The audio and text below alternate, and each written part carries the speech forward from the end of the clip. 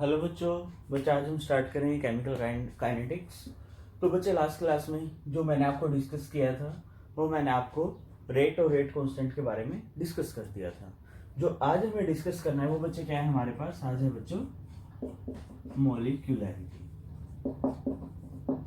मोलिकुलैरिटी of the reaction. और इसके साथ ही बच्चे मैं एक और दूसरा टॉपिक भी डिस्कस करूंगा, वो हमारा क्या है ऑर्डर ऑफ रिएक्शन। पहले हम बात करते हैं मोलिकुलैरिटी ऑफ द रिएक्शन क्या होता है। तो बच्चे मोलिकुलैरिटी ऑफ द रिएक्शन का मतलब है कोई भी, जैसे हम समझने की बात करें, जैसे हमारे पास कोई भी एक एलिमेंट्री रिएक्शन तो बच्चे पहला हमारे जो एलिमेंट्री रिएक्शन क्या होती है, मैं आपको पहले एक वीडियो में डिस्कस कर चुका हूँ अबाउट रिएक्शन के बारे में कि कौन सी एलिमेंट्री रिएक्शन है, सिंपल रिएक्शन है और कौन सी कॉम्प्लेक्स रिएक्शन है। तो आपको याद होगा जो सिंगल स्टेप रिएक्शन है वो कौन सी है, एलिमेंट्री रिएक्शन, यानी कि कौन सी है, सिंगल स्टेप रिएक्शन। तो बच्चे जितनी भी सिंगल स्टेप रिएक्शन होती हैं वो सारी एलिमेंट्री रिएक्शन, या मैं बोलूं अगर कोई कॉम्प्लेक्स रिएक्शन है, कॉम्प्लेक्स रिएक्शन है मतलब जिसके मोर देन वन स्टेप है, तो उसका जो सिंगल स्टेप है कॉम्प्लेक्स रिएक्शन के अंदर, सिंगल स्टेप, जो कॉम्प्लेक्स रिएक्शन का सिंगल स्टेप है वो भी कैसा होता है, एलिमेंट्री रिएक्शन की तरह। यानी कि या तो वो फास्ट हो सकता है या क्या हो सकता है, स्लो हो सकता है। जो उसका सिंगल स्टेप है जो भी, वो भी हम किस में काउंट करते हैं, एलिमेंट्री रिएक्शन। तो बच्चे जो भी एक एलिमेंट्री रिएक्शन है उसके अंदर, जो एलिमेंट्री रिएक्शन है इसके अंदर कितनी इन्वॉल्वमेंट होती है, इन्वॉल्वमेंट ऑफ द मॉलिक्यूल्स, यानी कि इसके अंदर कितने मॉलिक्यूल की इन्वॉल्वमेंट होती है वो क्या होती है, मॉलिकुलैरिटी ऑफ द रिएक्शन। यानी कि चाहे वो ये वाली हो या ये वाली हो, यानी जब रिएक्शन स्टार्ट हो कितने मॉलिक्यूल इन्वॉल्वमेंट करेंगे वो क्या है, मॉलिकुलैरिटी ऑफ द रिएक्शन। तो बच्चे अगर मैं आपको इसको एक डेफिनेशन में लिखना चाहूं तो उसका मतलब क्या है बच्चों कि total number of the molecule, total number of the molecules involved in the reactant, total number of the molecule involved in the reactant, यहां लिख सकते हो so effective collision, so effective collision then proceeding the chemical। हम यहाँ बच्चे proceeding the chemical reaction भी लिख सकते हैं या एक वर्ड और भी लिख सकते हैं, converted into product, converted into product, ये भी लिख सकते हैं। यानी कि बच्चों क्या है, जो कोई एक रिएक्टेंट है उसके अंदर कितने मॉलिक्यूल आपस में क्या करें, इफेक्टिव कोलिजन करें। जैसे बच्चों इसका मतलब क्या है, जैसे मैंने आपको एक बार पहले भी डिस्कस किया था बच्चे, एक होती है कोलिजन थ्योरी। कोलिजन थ्योरी का मतलब क्या होता है, अगर कोई रिएक्टेंट है, अगर जैसे मैं एक एनर्जी डायग्राम की बात करूं, एनर्जी डायग्राम में अगर आपको हल्का फुल्का याद हो, जैसे मैं डिस्कस कर चुका हूं पहले वाले वीडियो में कि जैसे ये कोई एनर्जी डायग्राम है, कुछ ऐसा है, ये आपके रिएक्टेंट, ये क्या इंटरमीडिएट और ये क्या प्रोडक्ट। तो बच्चे जो ये गैप है ये क्या है, एक्टिवेशन एनर्जी, यहाँ जो एनर्जी है वो कौन सी है, थ्रेशोल्ड एनर्जी। तो बच्चे क्या होता है, जो यहाँ कोलिजन होता है, कोलिजन थ्योरी क्या कहती है, जितने मॉलिक्यूल, जो रिएक्टेंट के मॉलिक्यूल है वो आपस में क्या करेंगे, कोलाइड करेंगे। यानी कि मॉलिक्यूल क्या करेंगे, कोलाइड करेंगे, मॉलिक्यूल करें कोलाइड। अब बच्चे जो ये कोलाइड कर रहे हैं, यहाँ जो कोलिजन हो रहा है वो कौन सा है, इन इलास्टिक कोलिजन। वो कौन सा है बच्चों, इन इलास्टिक कोलिजन। अब बच्चे यहाँ है इन इलास्टिक कोलिजन, जहां बच्चे इन इलास्टिक कोलिजन होगा तो इन इलास्टिक कोलिजन का मतलब क्या है, एनर्जी एंड मास का क्या होगा, ट्रांसफर होगा। इसका क्या होगा, ट्रांसफर होगा, एनर्जी और मास का वहां ट्रांसफर होगा। तो बच्चों जहां एनर्जी और मास का ट्रांसफर होगा तो यानी कि जो डिफरेंट मॉलिक्यूल 2 या 3 आपस में जाके कोलाइड कर रहे हैं, टकरा रहे हैं, तो जैसे देखो एक ये मॉलिक्यूल एक ये है, ये आपस में क्या हुआ, यहाँ पर टकराए, तो जब ये कोलाइड किए, इसकी जो एनर्जी थी कुछ इसके आपस में टकरा गए और कुछ इस जब मिले तो कुछ एनर्जी इंक्रीज होगी। तो ऐसे ही जब ये मॉलिक्यूल आपस में कोलाइड करते हैं, जो उनकी एनर्जी है, यानी जो नॉर्मल एनर्जी है, ये बढ़ के किसके इक्वल हो जाए, थ्रेशोल्ड एनर्जी के इक्वल हो जाए। कितनी हो जाए, थ्रेशोल्ड एनर्जी के इक्वल। जब बच्चे जिनकी एनर्जी थ्रेशोल्ड के इक्वल हो जाए तो उसके लिए हम क्या वर्ड यूज करते हैं, इफेक्टिव कोलिजन।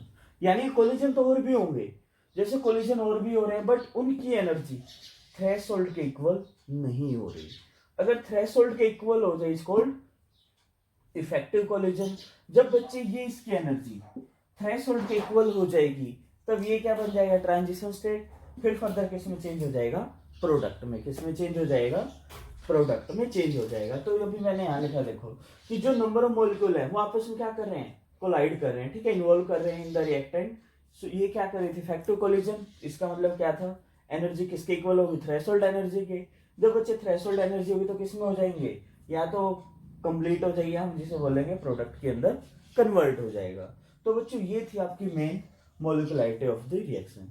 अब बच्चे इसमें क्या रहता है, अब जैसे मैं और थोड़े से इसमें बात करूं, जैसे कि जो मॉलिक्यूलरिटी ऑफ द रिएक्शन है, इसे मॉलिक्यूल भी इन्वॉल्व करेंगे।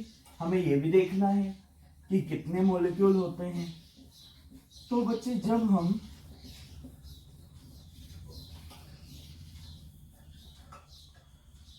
जैसे बच्चे अगर हम बात करें इसमें कोलिजन थ्योरी में, यानी कि अब यहाँ क्या कर रहे थे, मॉलिक्यूल कोलाइड कर रहे थे। तो बच्चे जब भी कोलिजन होता है, यानी जब भी बात करूं, जब भी कोलिजन होता है, कोलिजन में मैक्सिमम 3 मॉलिक्यूल ही हो सकते हैं। कोलिजन में 3 मॉलिक्यूल ही होते हैं, इससे ज्यादा मॉलिक्यूल इन्वॉल्व नहीं होते हैं, ठीक है। तो बच्चे आपको क्या देखना है, जहां भी आपको कोलिजन मिले मॉलिक्यूल का, तो कितने होंगे, 3 होंगे। तो हम एक चीज बोल सकते हैं, जो मॉलिक्यूलैरिटी है वो मैक्सिमम कितनी हो सकती है, वो मैक्सिमम 3 हो सकती है।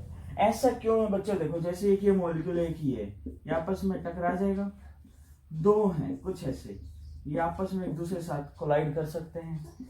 3 हुआ, करेंगे थोड़ा सा, चांसेस थोड़े कम हो जाते हैं। 4 हो जाए तो हिंड्रेंस टाइप हो जाती है। तो मैक्सिमम कितने मिलते हैं, 3 ही मिलते हैं, ठीक है। तो बच्चे अब जैसे मैं बात करूं, जैसे कुछ हम एग्जांपल डिस्कस कर लेते हैं। जैसे कि यहाँ अगर हम बात करूं,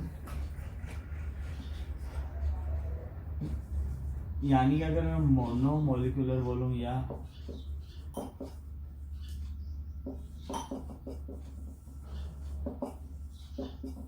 मोनोमोलिकुलरिटी, यूनिमोलिकुलरिटी का मतलब क्या है, मॉलिक्यूलरिटी जिसके अंदर यानी कि जो मॉलिक्यूल कितने इन्वॉल्व होंगे, मॉलिक्यूल जो इन्वॉल्वमेंट है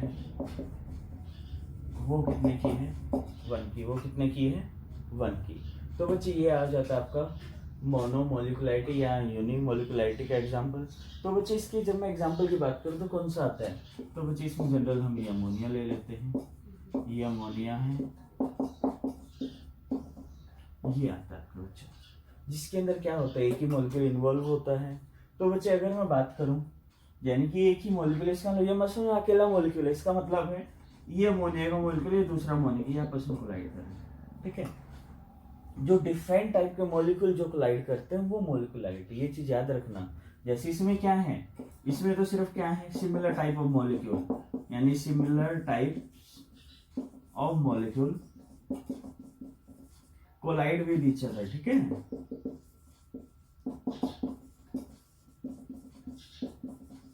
अब जैसे बच्चे यहाँ मैं बात करूं, यहाँ जैसे अगर मैं बात करता हूं बाइमोलिकुलरिटी,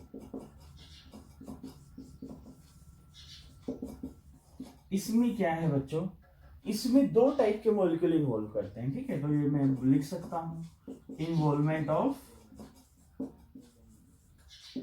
2 मॉलिक्यूल, 2 मॉलिक्यूल की इन्वॉल्वमेंट है। तो बच्चे अगर मैं एग्जांपल की बात करूं, जैसे ये हुआ H2 + I2, क्या बन जाएगा, HI। तो बच्चे इसकी एक H2 की होगी और एक इसकी होगी, यानी कि एक ये है एक ये है, ये आपस में क्या कर रहे हैं, कोलिजन कर रहे हैं। तो बच्चे कोलिजन ये भी कर रहे थे, इसमें क्या था, सिमिलर टाइप थे। तो यहाँ पर हम क्या लिखेंगे, कोलिजन बिटवीन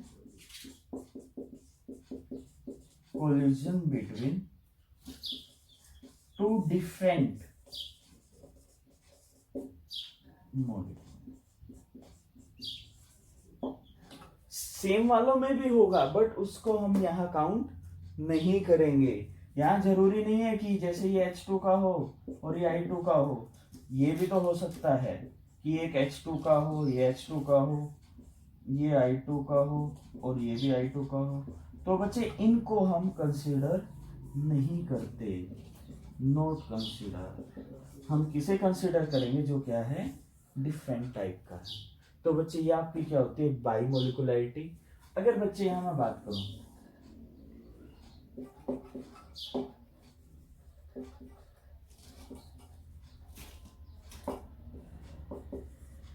ट्राइमोलिकुलरिटी, जिसमें क्या है, इन्वॉल्वमेंट ऑफ 3 मॉलिक्यूल, तो क्या लिखेंगे, इन्वॉल्वमेंट ऑफ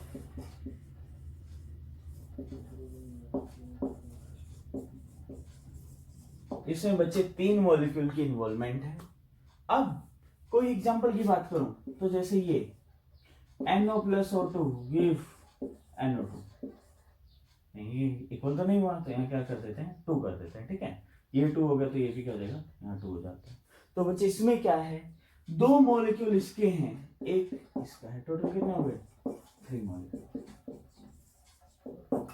3 मॉलिक्यूल्स हो गए। तो इसमें जो कोलाइड है, तो बच्चे इसमें कोलाइड किसका होता है, NO NO एंड इनकी कोलाइड होता है, तो जाकर ये कोलिजन होती है। तो बच्चे जो ये चीजें हैं आपकी मोलिकुलरिटी, इसमें आपको सिर्फ और सिर्फ एक चीज याद रखनी है कि जितने डिफरेंट टाइप के मॉलिक्यूल आपस में कोलाइड करेंगे उतनी मोलिकुलरिटी ज्यादा होगी। अगर सेम टाइप के मॉलिक्यूल आपस में कोलाइड करते हैं तो उसकी मोलिकुलरिटी क्या होती है, 1 होती है। तो मोलिकुलरिटी क्या होती है, 1 होती है। ये तो बच्चे आपका था एक मोलिकुलरिटी ऑफ द रिएक्शन। तो बच्चे अब जो आपका ये टॉपिक है, अगर मैं आपको बात करूं कि अगर हमें किसकी मोलिकुलरिटी बतानी है, तो जैसे हमने ये देखा, ये है, इसमें थोड़ा डाउट होता है कि इसकी शायद 2 होनी चाहिए थी, यहाँ 2 लिखा हुआ है, बट इसकी 1 रहती है। क्यों, क्योंकि यहाँ पर हम क्या यूज करते हैं, जैसे हम प्लेटिनम कैटलिस्ट यूज करते हैं। तो बच्चे अगर मैं आपको बात करूं कि मोलिकुलरिटी अगर आपको 1 देखनी हो, या आपको जैसे कुछ एक क्वेश्चन दे दिए जाते हैं, जैसे ऑप्शन में 4 रिएक्शन दे दी, बताओ इनमें से मोलिकुलरिटी वाली कौन सी है, तो आपको दिमाग में क्या रखना है, यहाँ कुछ भी हो, जैसे इसमें पता चल गया 2 ये थे, 1 ये थे, 3 हो गया, इसमें पता चल गया 1 ये 2 हो गए, तो इसमें कैसे पता चलेगा, तो इसमें आपको पता चलेगा जहां पर कैटालिस्ट मिल जाए, क्या मिल जाए, कैटालिस्ट, ये दिमाग में डाल, जहां को कैटालिस्ट मिल जाए वो कौन सी है, सिंगल मोलिकुलरिटी, जिसके अंदर क्या है, 1 मॉलिक्यूल इन्वॉल्वमेंट है। ये चीज आपको याद रखना है। मैक्सिमम चांस, या जो जनरली केस में जितने भी आपके कैटालिस्ट होते हैं सारे क्या होती हैं, सिंगल मोलिकुलरिटी ऑफ रिएक्शन होती हैं, ठीक है। तो बच्चे अब इसके बाद मैं आपको जो डिस्कस कर देता हूँ वो मैं डिस्कस कर देता हूँ। पहले ऑर्डर के बारे में बता देता हूँ कि ऑर्डर क्या है, कैसे एक्सप्रेस करते हैं। ऑर्डर को डिटेल में डिस्कशन मैं नेक्स्ट वीडियो में करूंगा। यहाँ जस्ट आपको एक बताऊंगा कि हम ऑर्डर कैसे निकालते हैं, यानी कि जैसे हम रिप्रेजेंट कैसे करते हैं, बस एक रेट एक्सप्रेशन जैसे लास्ट क्लास में डिस्कस किया था उसी के भी आप पे बताऊंगा। फिर आपको इसमें कन्वर्जन बताऊंगा, दोनों में क्या डिफरेंस है वो आपके वो इम्पोर्टेंट है। उसके बाद जो अगला लेक्चर रहेगा आपका वो रहेगा एज इट इज, सिर्फ method of determination of order of reaction, कि हमारे पास कितने मेथड हैं, कैसे कर सकते हैं, कि कौन से बुक में गिवन और कौन से बुक में नहीं है, वो सारे हम डिस्कस करेंगे। तो बच्चे हम कर देते हैं अपना अगला टॉपिक स्टार्ट।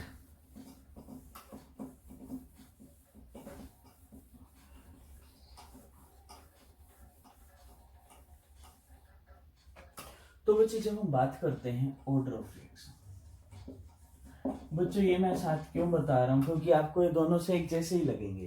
कई बार आपसे पूछ लेता है क्या ऑर्डर ऑफ रिएक्शन और molecularity of the reaction same हो सकती है, इस टाइप के क्वेश्चन पूछ लेता है। तो जब हम ऑर्डर ऑफ रिएक्शन की बात करें, ये क्या होता है, ऑर्डर ऑफ रिएक्शन क्या होता है, order of reaction is the power of the active concentration. बच्चे ये याद है आपको लास्ट वीडियो में डिस्कस किया था एक्टिव कंसंट्रेशन। एक्टिव कंसंट्रेशन क्या थी? जो कंसंट्रेशन रिएक्शन में टेक्स या जो पार्टिसिपेट कर रही है, जो उसमें इन्वॉल्वमेंट हो रही है, वो कौन सी एक्टिव कंसंट्रेशन। जो नहीं हो रही उससे मतलब ही नहीं, जो नहीं होगी तो हम नहीं लिखते, तो ये कौन सी है? Active concentration. जो पावर ऑफ एक्टिव कंसंट्रेशन है वो क्या होती है बच्चे? Order of reaction. ठीक है, ड्यूरिंग रेट एक्सप्रेशन, यानी कि जो हमने रेट एक्सप्रेशन में पढ़ी थी। तो बच्चे क्या हमने पढ़ी थी? रेट है कि कोई ए है, ए की पावर n है, कोई बी है, बी की पावर m है। तो बच्चे जो मैं बात करूं ऑर्डर ऑफ रिएक्शन क्या है? तो बच्चे ऑर्डर ऑफ रिएक्शन होती है n प्लस m क्या होती है? Order of reaction. तो बच्चे ये आपकी ऑर्डर ऑफ रिएक्शन है कि आपकी कंसंट्रेशन जैसे बढ़ रही है, रेट क्या है, इस टाइप से। तो अब बच्चे मैं बात करूं, मैं ऑर्डर ऑफ रिएक्शन ज्यादा नहीं खींच रहा हूं क्योंकि मुझे जो मेन बताने हैं इन दोनों के डिफरेंस बताने हैं। ठीक है, और चलो अब आगे डिस्कस कर लेते हैं। डिफरेंस से बच्चे आपको काफी पॉइंट क्लियर होंगे। अगर मैं बात करता हूं एक तरफ मॉलिक्युलैरिटी, दूसरी तरफ बच्चों मैं बात कर लेता हूं ऑर्डर। सारों से पहले बात करें, इनमें हम देखें कौन सा थ्योरेटिकल है और कौन सा एक्सपेरिमेंटल है। तो बच्चे मॉलिक्युलैरिटी क्या है? क्या हमें दिखी? नहीं दिखी। इसका मतलब भी क्या है? It's theoretical approach. ये बच्चा थ्योरेटिकल अप्रोच है और ये क्या है? एक्सपेरिमेंट।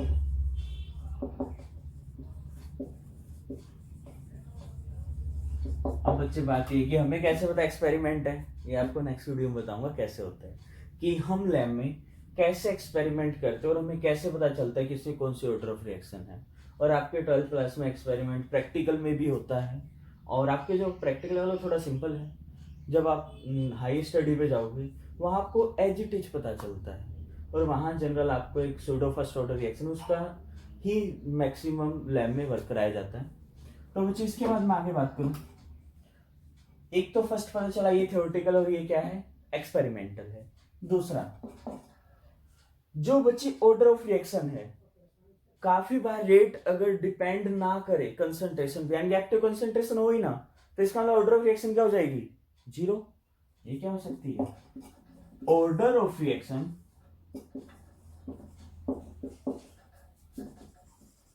में भी जीरो हो सकती है, जीरो ऑर्डर होता भी है।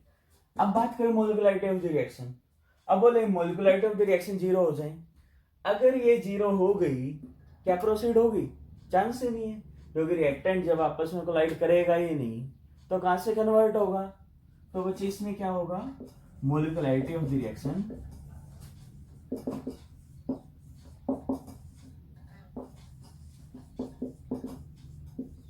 नेवर बी, ये जीरो में नहीं हो सकती। चलो अब बच्चे अगला पॉइंट की बात करें। अगला पॉइंट क्या होता है? ऑर्डर ऑफ रिएक्शन है। तो जो ऑर्डर में क्या एक्टिव कंसंट्रेशन है? एक्टिव कंसंट्रेशन जरूरी तो नहीं है वो एक जैसे रियल नंबर में हो, जैसे 1 2 3 4 इस टाइप ऐसा नहीं है। 1.5 भी हो सकता है, 1.75 भी हो सकता है, और काफी केस में तो ये नेगेटिव भी चला जाता है, कम में भी हो जाता है। तो हम क्या बोल सकते हैं? Order of reaction may be real number और may be फ्रैक्शनल। बच्चों ये रियल भी हो सकता है और फ्रैक्शन में भी हो सकता है। बट इसकी बात करें, इसमें तो मॉलिक्यूल है, मॉलिक्यूल क्या फ्रैक्शन में होंगे? जिसमें मोल 1.2 और इसका 2.4 मिल जाए तो मॉलिक्यूल तो पूरा कंप्लीट ही है। तो बच्चे ये क्या होगा? It's always in real number,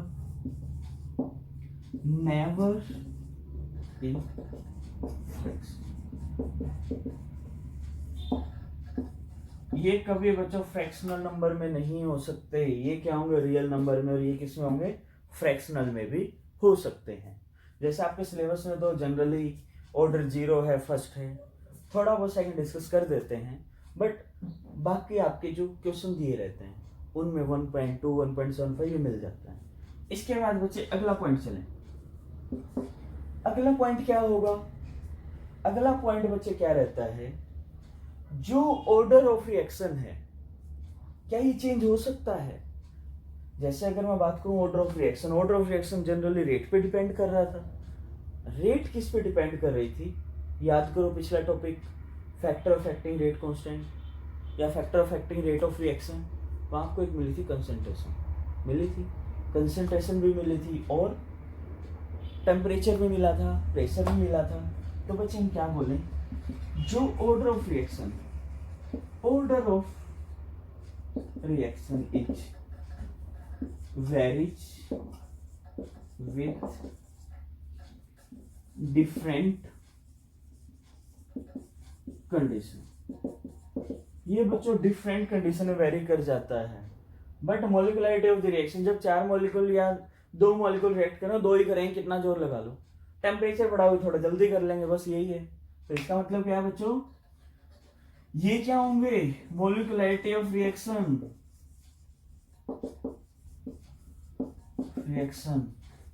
always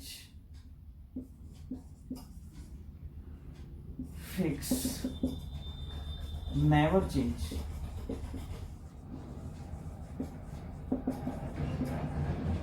ये कंडीशन के साथ बच्चों चेंज नहीं होगी और ये चेंज हो जाती है। या तो कोई एग्जांपल होगा कि चेंज हो, एग्जांपल भी होता है, तो उस एग्जांपल की बात करें। कोई एग्जांपल जो दिमाग में आ रहा हो किसी के, क्योंकि मुझे तो सोचना पड़ेगा। तो बच्चे इसका होता है एक आइसोमराइजेशन ऑफ साइक्लोप्रोपेन। ये बच्चों इसका एग्जांपल आइसोमराइजेशन ऑफ साइक्लोप्रोपेन। इसमें क्या होता है बच्चों, अगर ये हाई प्रेशर पे, किस पे हो, हाई प्रेशर, तो ये होती है सेकंड ऑर्डर। तो क्या होती है सेकंड ऑर्डर। अगर बच्चों ये क्या हो लो प्रेशर, तो ये क्या हो जाती है फर्स्ट ऑर्डर। क्या हो जाती है फर्स्ट ऑर्डर। बच्चों ये याद रख लेना जो एग्जांपल दिया है, एग्जाम्पल आपके बहुत काम का है, ठीक है। आपके जो कॉम्पिटिटिव एग्जाम उनमें एज इट इज पूछ लेता है, खासकर तो पीएमटी वालों में रहता है इसका चांसेस आने का। तो बच्चों इसमें है, इसमें चेंज नहीं होगा। तो बच्चे ये जो मेनली जो डिफरेंस थे वो मॉलिक्युलरिटी ऑफ ऑर्डर में कुछ ये रहते हैं। अब जैसे एक तो डिफरेंस और भी हो जाता है, वो जनरली हम डिस्कस नहीं करते। जो मेन डिफरेंस थे वो ये वाले थे, यानी कि इसमें क्या थे मेन, तो आपके थ्योरेटिकल एक्सपेरिमेंटल है। इसमें ये 0 हो सकती है, ये 0 नहीं हो सकती, ये हो सकती है। ये कभी रियल नंबर रहे, मतलब हो भी सकता है फ्रैक्शन में भी, और ये आपका हमेशा रियल रहेगा, और ये चेंज नहीं करेगा, और ये चेंज कर जाता है। तो बच्चे आपका टॉपिक आज मैं यहीं छोड़ रहा हूँ। तो आपको ये करना है, ठीक है। इसके बाद बाकी हम करते हैं ऑर्डर ऑफ रिएक्शन वाला, ठीक है।